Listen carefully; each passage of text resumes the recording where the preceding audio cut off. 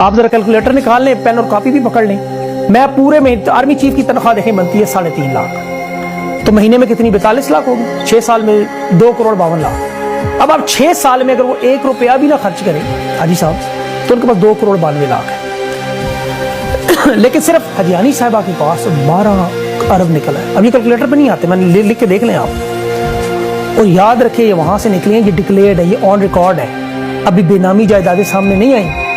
और ये सिर्फ इन्होंने अपने खानदान की, अपनी जूजा के नाम पर, जो बहू बेटे के 1.5 अरब है वो अलग है। उधर भारतीय चीफ के मैं देख रहा था रिटायरमेंट के बाद इंतहाई कसम पुरसी के हालात। हाजी साहब की ख्वाहिश थी गजवा हिंद लड़ते, लेकिन लगता है कि बेल्जियम के महलात में जिंदगी गुजरेगी। सिवाय जनरल हमीद गुल के जितने भी जर्नल रिटायर होने से एक भी पाकिस्तान में रहना पसंद नहीं करता। 192 दुनिया के मुख्तलिफ ममालिक में गैर मुल्की शरीयत लेकर खानदान समेत इंजॉय कर रहे हैं। पाकिस्तान पर कितना कर्जा है उसका 30% ये हाजी साहब ने बना लिया हो। अभी तो वो सी पैक का जो सीमेंट में गेम डाली है उसको भी नहीं बख्शा उन्होंने, उस कैंडर पर फिर मैं किस दिन करूंगा। अभी अंसार अब्बासी को मैं पढ़ रहा था, ये बच्चों को क्या तारीख पढ़ाए कि जी कभी शराब नहीं पीते हाजी साहब, नमाज नहीं छोड़ते, रात के वजू से फजर की नमाज पढ़ते रहे, हिंदुस्तान की ना फिल्म देखते ना गाना सुनते।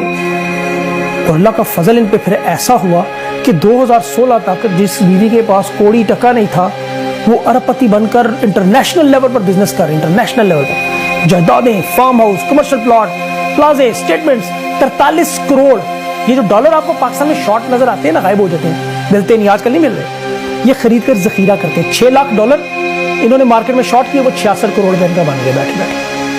अब इस्लामाबाद में प्लॉट खरीदे ना कोई, तो वो 2-2 ढाई करोड़ रुपए का छोटा सा। इन्होंने कॉर्नर प्लॉट जो है 50 करोड़ और 100 करोड़, फार्म हाउस भी इसी तरह 50-50 करोड़, 100-100 करोड़।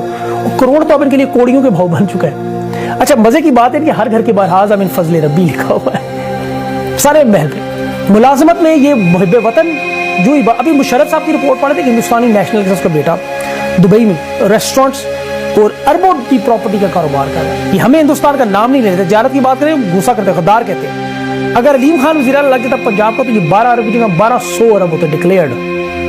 इन्होंने नैब में तरमीम इसीलिए करवाई थी। और आपको सबसे बढ़कर आपको याद होगा जस्टिस फायज ईसा साहब की जोजा का केस प्रॉपर्टी का, वो हाजी साहब ने इसीलिए माफ करवाया था कि उन्हें पता था बीवी जज की या बीवी जर्नेल की प्रॉपर्टियों के केस निकलेंगे इस तरह चुप करके बैठ के, वरना इनकी जोजा का केस भी खुलना। मुझे इमरान खान बार बार चीख कहता था एनआरओ नहीं दूंगा, एनआरओ। हम कहते यार एनआरओ कौन से गद्दारी है, वो किसको, वो इन्हें सुना रहा था बार बार इस तरह की करप्शन।